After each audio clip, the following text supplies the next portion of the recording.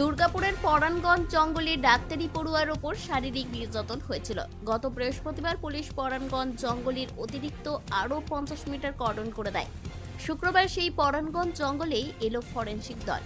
খুঁটিয়ে দেখেন জঙ্গলের কর্ডন করা এলাকা।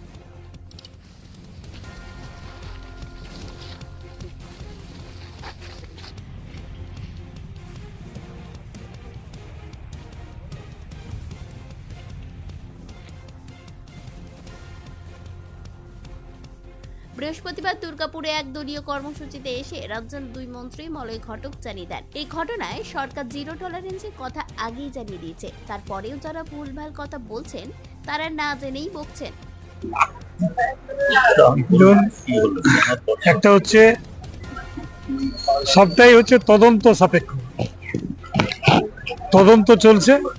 সুতরাং যখন তদন্ত চলছে তখন কোনো কমেন্ট যদি কেউ করে থাকেন তিনি মূর্খ। কি বললাম যে তদন্ত চলাকালীন যদি কেউ কিছু বলে থাকেন, কমেন্টস করে থাকেন, তাহলে তিনি মূর্খ। আজকে উত্তরবঙ্গে 8 জনের মধ্যে 6 জন অ্যারেস্টেড ইতিমধ্যে। আর দুর্গাপুরের এই দুর্ভাগ্যজনক কেসে জিরো টলারেন্স আমাদের সরকারের মুখ্যমন্ত্রী বলে দিয়েছেন। বন্ধু সমেত 6 জনই গ্রেপ্তার। পরিবারের পাশে যাচ্ছেন, সব থাকবে।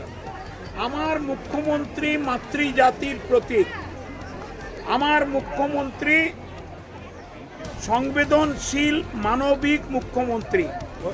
আর যারা কথা বলছে তাদেরকে একবার মধ্যপ্রদেশ, উত্তরপ্রদেশ, দিল্লি, বিহারটা ঘুরে আসতে বলুন।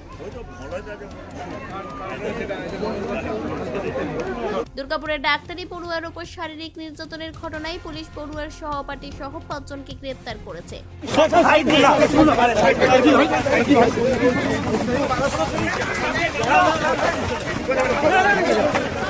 শুক্রবার ফরেনসিক দল ফের পরাণগঞ্জ জঙ্গলে আসায় তাহলে কি নতুন কোনো সূত্র পুলিশ পেতে চলেছে?